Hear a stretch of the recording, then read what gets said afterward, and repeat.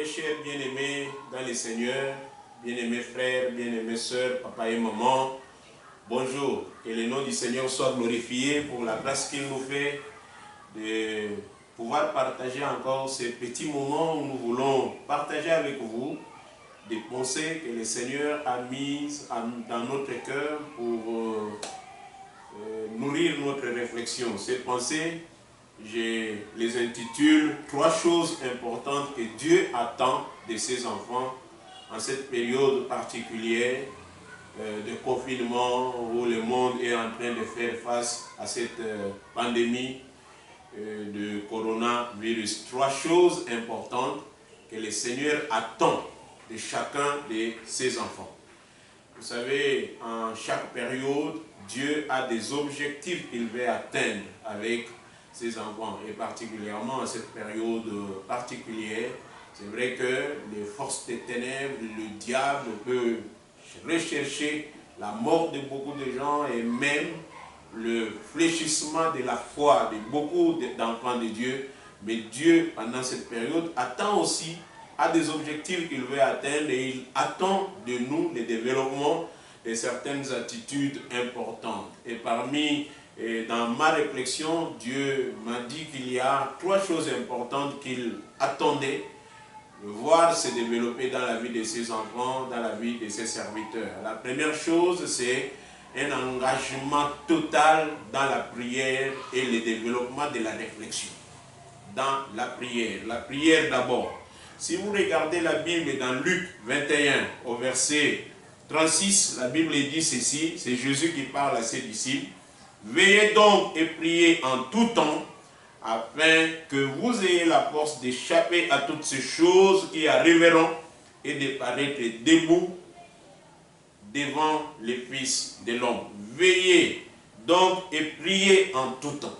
La première chose que le Seigneur attend, c'est que les enfants de Dieu en cette période difficile puissent s'engager comme il faut dans la prière. Il est important que toi et moi, frères, nous puissions prier et augmenter notre intensité, notre engagement dans la prière. Si hier tu priais pendant quelques minutes, aujourd'hui que du temps se dégage, parce qu'il n'y a pas engagement total dans les activités séculières, dans les activités normales de la vie, que nous puissions consacrer un peu plus de temps dans la prière. La prière est importante pour nous aider à accumuler de l'énergie spirituelle, de l'énergie difficile et divine, pouvant nous aider à être forts et à être capables d'affronter ce que le diable a préparé contre nous. Il faut prier. Jésus dit, c'est quand vous prierez que vous aurez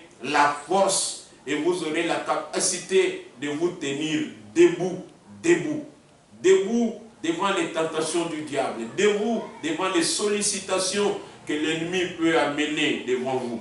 Sans la prière, il n'y aura pas recharge de batterie, recharge d'énergie spirituelle, pouvant vous aider, pouvant nous aider tous ensemble à dire non au diable, à dire non au péché et à ses sollicitations, à dire non aux tentations que le diable peut amener devant nous et rester debout dans la foi. Il faut prier, bien-aimés, prier et prier encore pour continuer à emmagasiner de l'énergie spirituelle nécessaire à la préservation de notre foi. La prière est importante, bien-aimés, parce que c'est par elle que nous permettons à la puissance de Dieu de se déployer dans nos vies, dans nos familles, dans notre communauté tout entière. Aujourd'hui, nous avons besoin de voir la main de Dieu. Les hommes, avec tous leurs efforts, sont en train de ne pas avancer, sont en train de connaître des échecs.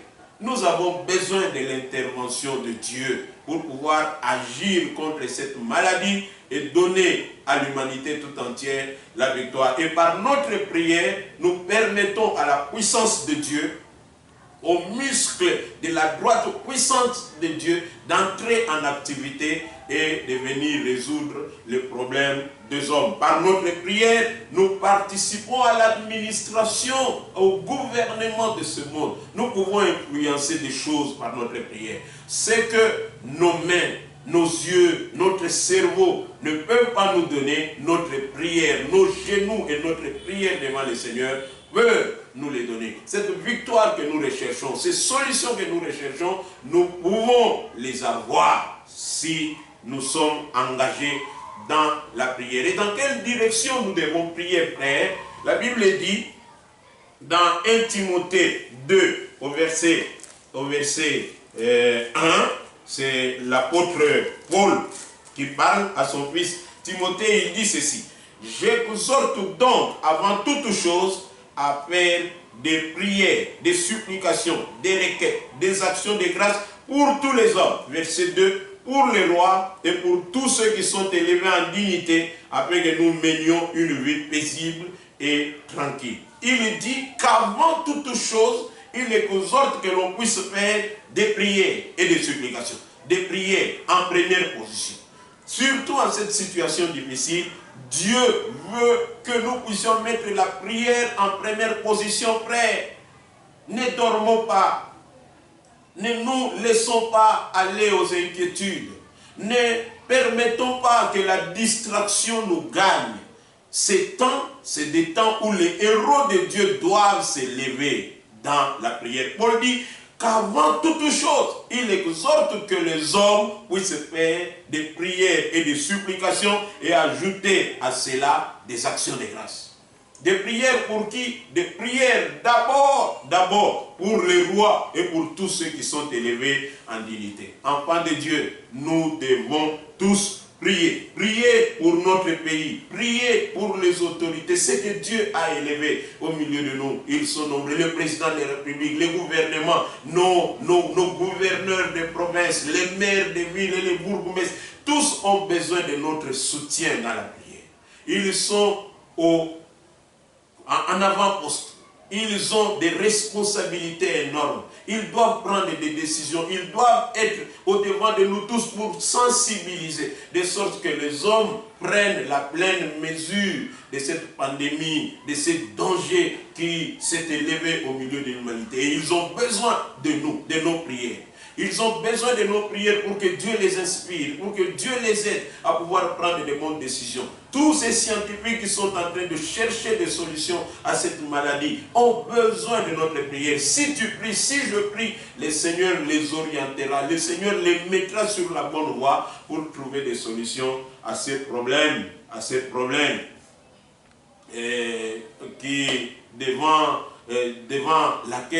devant lequel tous nous sommes en train de faire face. Nous devons prier. Prier pour le pays, prier pour les autorités, prier pour tous ceux que Dieu a élevés en dignité, prier pour les hommes de science, les médecins, les soutenir dans la prière afin qu'ils enregistrent du succès dans ce qu'ils sont en train d'accomplir, en train de faire pour notre pays. Nous devons prier pour notre propre foi. Ces moments sont difficiles, frère, je le reconnais. Ces moments sont difficiles. Il y a beaucoup de familles qui commencent à manquer même de quoi manger. Oui, mais pour que notre foi ne défaille point, il nous faut prier. Jésus a dit à Pierre, dans Luc 22 au verset 31, avant que l'on vienne l'arrêter, il a dit: Simon, Simon, les diables vous a réclamé pour vous cribler comme du froment. Qui sait si cette situation n'est pas la stratégie du diable pour cribler la foi de beaucoup, pour balancer la foi de beaucoup. Le diable est debout et il est en train de travailler. Pendant cette période, il y a beaucoup d'enfants de Dieu qui sont en train de perdre leur foi. Il y a beaucoup d'enfants de Dieu aujourd'hui qui se laissent aller à tout ce qu'ils entendent. Il y a beaucoup d'enfants de Dieu qui, à cause des inquiétudes, aujourd'hui se livrent dans des péchés. Il y a beaucoup d'enfants de Dieu, par manque de communion fraternelle, par manque d'étude de la parole de Dieu, par manque de l'écoute de la parole de Dieu, des prédications de la bouche de ceux que Dieu a établis pour pouvoir les diriger dans la foi, sont en train de succomber dans le péché. La foi de beaucoup est en train de défaillir. Jésus dit, j'ai prié pour toi afin que ta foi ne défaille point. Frère, la solution de Jésus, quand il a vu les attaques du diable s'élever contre ses disciples, c'était la prière. Le diable, il dit, il vous a réclamé. Il avait réclamé la totalité des disciples, mais Jésus a prié pour Pierre. Il dit, mais j'ai prié pour toi, afin que ta foi ne défaille point. Et lorsque toi, tu seras converti, a permis les autres. Qui sait, si toi, tu es debout, ce n'est pas pour que tu ne puisses pas aider les autres. Dieu te garde debout, Dieu te garde consacré encore à lui. Dieu te garde attaché à lui, à sa parole, à la prière, mais pour que tu puisses aussi prier pour la foi des autres. Prie pour la foi des frères de ton église. Prie pour la foi des sœurs de ton église. Prie pour ton pasteur. Prie pour tous ceux que Dieu a élevés au milieu de nous et qui ont la responsabilité de pouvoir nous diriger. Ils doivent être un objet, un sujet de nos prières de tous les jours. Nous devons aussi prier pour un renouveau dans l'église, l'avènement d'un renouveau dans l'église. Et c'est là que je parle de la réflexion. Priez pour que Dieu amène ses serviteurs dans la réflexion. Il y a beaucoup de choses qui doivent changer dans les églises aujourd'hui. Il y a des gens qui ont prêché des choses qu'ils ne devaient pas prêcher, qui ont mis de l'énergie sur des choses qui pourtant aujourd'hui, on se rend compte que c'est des choses qui sont passagères. Aujourd'hui, il y a des messages qui doivent être réformés. Il y a des prédicateurs qui doivent revenir sur leur message, qui doivent revenir sur le vrai message de l'évangile. Aujourd'hui, beaucoup se rendent compte que toutes ces prédications qu'ils vantaient, qu'ils présentaient aux enfants de Dieu, voyage en Europe, et ainsi de suite, ça n'a plus aucun sens aujourd'hui. Nous comprenons que ce qui est important, c'est le royaume de Dieu. Paul lui-même résume les messages qu'il a prêchés aux Éphésiens. Si vous regardez dans Acte 20, à partir du verset 20, il dit que je n'ai pas craint de vous enseigner publiquement et même en privé. Quoi?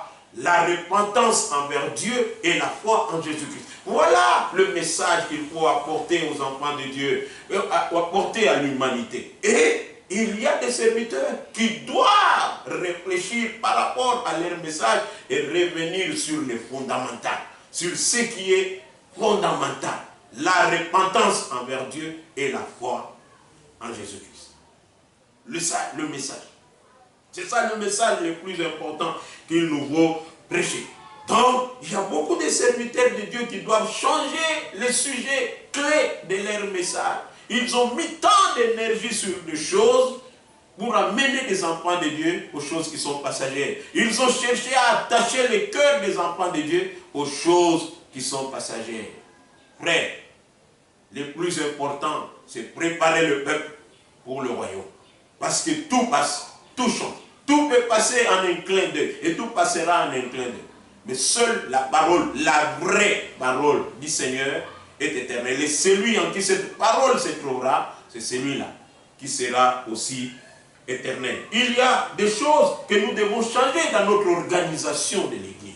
Aujourd'hui, on se rend compte que l'Église doit se réinventer par ce que nous sommes en train de voir. Il y a des aspects de la vie de l'Église sur lesquels nous devrions insister. Peut-être que hier, cela ne faisait pas l'objet d'une attention particulière, mais aujourd'hui, nous comprenons que dans les églises, il faut mettre l'accent sur le développement personnel des fidèles et sur le développement des petits groupes. Parce que la force de l'église primitive, c'était l'église des maisons. Et aujourd'hui, il faut absolument que nous puissions plus aller vers cette forme et mettre de l'accent. Les serviteurs de Dieu doivent se lever pour mettre de l'énergie au développement et au bon fonctionnement des églises, des maisons. Commencez à circuler. Hier, nous laissions cette tâche à des coordonnateurs, à certains fidèles et les serviteurs de Dieu se plaisaient à rester à l'église dans la prédication, dans l'organisation, dans les bureaux ou à la prédication des dimanches. Mettons de l'énergie dans les églises des maisons. Aujourd'hui, nous devons réinventer ou réorganiser les départements de communication et tout au niveau de l'église. Mettre l'accent sur les NTIC par exemple. C'est des choses sur lesquelles hier nous ne regardions pas trop, mais la situation actuelle doit nous amener à réfléchir, bien-aimés, et à tirer des leçons. Deuxième chose importante que le Seigneur voudrait que nous puissions faire, c'est s'engager tous ensemble en tant qu'enfants de Dieu dans la lecture de la parole de Dieu, mais aussi dans l'évangélisation. Le Seigneur veut que nous puissions passer du temps dans la prière, dans la lecture de la parole. Comme je l'avais dit une fois, il nous faut prendre de nouveaux objectifs, frère, des objectifs par rapport à la parole de Dieu. C'est dire, maintenant, moi je vais terminer toute la lecture de la Bible. Je me souviens encore quand j'étais jeune chrétien, j'ai eu l'opportunité de pouvoir lire toute la Bible pendant 3 mois. Ça avait coïncidé avec un événement malheureux qui est survenu dans ma famille. C'était la mort de ma mère. Et pendant cette période, j'étais coupé de tout, recroquevillé dans des inquiétudes. Et pendant cette période, j'ai trouvé la force et la consolation dans la parole de Dieu. Je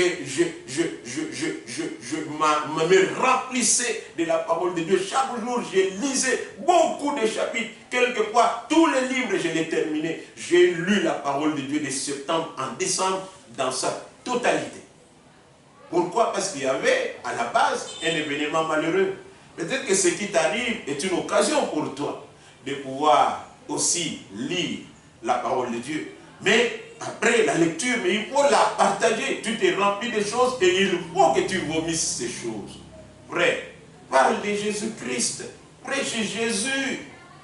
Sors le matin, comme je le disais dimanche. Sors le matin, crie aux voisins qu'ils doivent se donner à Jésus. Qu'ils doivent croire en Jésus-Christ. La Bible, Paul dit dans 2 Timothée 4 au verset 2, prêche la parole. Insiste. Que l'occasion soit favorable. Nous sommes dans des situations où l'occasion n'est plus très favorable. Aujourd'hui, quand on voit des églises s'ouvrir, les agents de l'ANR tournent tout autour pour voir qu'est-ce qu'on va faire. Frère, que l'occasion soit favorable ou non, prêche la parole. Sur le matin, témoigne de Jésus, parle aux gens de l'amour de Jésus et invite-les à la repentance. Troisième chose que nous ne devrions pas oublier en tant qu'enfants de Dieu, c'est le soutien que nous devons apporter à notre église, à nos églises, mais aussi aux pauvres qui sont tout autour de nous. Frère, les églises doivent continuer à vivre. L'église doit continuer à vivre. Je parle de nos églises locales. Nous avons des devoirs par rapport à nos églises. J'ai entendu des gens dire, non, ne payez plus vos dîmes, donnez aux pauvres. Non, la dîme n'est pas le monde. Ce que l'on donne aux pauvres, c'est le monde. Mais la dîme est un impôt que nous devons payer à Dieu. C'est notre marque de reconnaissance pour tous les biens, pour toutes les grâces que le Seigneur répand sur nous. Vous avez un travail, on continue à vous payer. Vous avez votre commerce, vous sortez le matin, vous rentrez le soir, vous faites des bénéfices. Mais payez votre dîme à Dieu. Amenez dans la maison du trésor ce qui appartient au Seigneur. L'Église doit continuer à vivre. Et dit, les gens croient qu'à cause de la pandémie, ils peuvent se soustraire de leurs responsabilités, de dire erreur. C'est dans des moments de crise comme ça que Dieu veut voir les vrais enfants. La première fois que Dieu a demandé des choses au peuple de Dieu, c'était dans le désert, frère, pour pouvoir lui construire un tabernacle. Les dîmes, il faut les payer. L'Église a des responsabilités. Où trouvera-t-elle des ressources? Il y a des églises qui sont locataires aujourd'hui. Ce n'est pas parce qu'il y a la pandémie que l'Église ne payera plus le loyer. Nos églises, nous avons du personnel qui travaille à l'église. Nous avons des sentinelles, nous avons des gardiens, nous avons des secrétaires qui doivent être payés. On est à la fin du mois, c'est le deuxième mois, on les paye avec quoi? Si l'église ne mobilise pas les ressources, si les enfants de Dieu ne veulent pas venir payer à l'église, à Dieu ce qu'ils doivent payer à Dieu en les déposant dans la maison du trésor. Frère, lèvons-nous. Ne jouons pas le jeu du diable. Le diable veut que les serviteurs de Dieu, les enfants de Dieu, que les églises se trouvent en difficulté. Mais lèvons-nous pour dire non, nous devons faire vivre notre église et la faire avancer. Nos églises et les faire avancer, c'est important. Il y a des serviteurs de Dieu qui vivent de l'église. Nous n'allons pas les priver. Oui, mais peut-être que ces serviteurs sont dans une situation de pauvreté aujourd'hui. Aujourd'hui, ne jouons pas le jeu du diable, frère. Faisons le jeu de Dieu. La Bible dit, si quelqu'un sait faire le bien, ne le fait pas, il commet un péché. C'est dans Jacques 4, au verset 17. Le Seigneur veut que toi et moi, nous nous lévions. que nous soutenions nos églises dans la prière, mais que nous soutenions aussi nos églises avec le peu de moyens que Dieu continue encore à mettre entre nos mains. S'il n'y avait rien, s'il n'y a rien, gloire au Seigneur. Prions au moins pour que Dieu suscite des gens pour soutenir nos églises afin qu'elles ne soient pas défaillantes par rapport à ses responsabilités. Si elle est locataire, qu'elle paye le loyer. S'il y a des gardiens, comme dans notre situation, il y a des gardiens, des sentinelles qui doivent être soutenus, alors que l'Église ait des moyens pour pouvoir les payer. S'il y a des pasteurs qui sont locataires, et bien qu'on les paye, ce n'est pas un péché, frère, de pouvoir soutenir les serviteurs de Dieu qui travaillent au milieu de vous. Oh frère, 3 choses importantes que le Seigneur attend des enfants de Dieu, et le Seigneur a les yeux ouverts sur ça: la prière et la réflexion, la lecture, méditation de la parole de Dieu et l'évangélisation, et 3, le soutien à Dieu et le soutien aux pauvres. Il y en a tout autour de vous, vous avez un peu de moyens partagés. C'est comme cela que votre religion sera pure et sans tache. Que Dieu vous bénisse abondamment. Merci beaucoup de nous avoir suivis. Merci.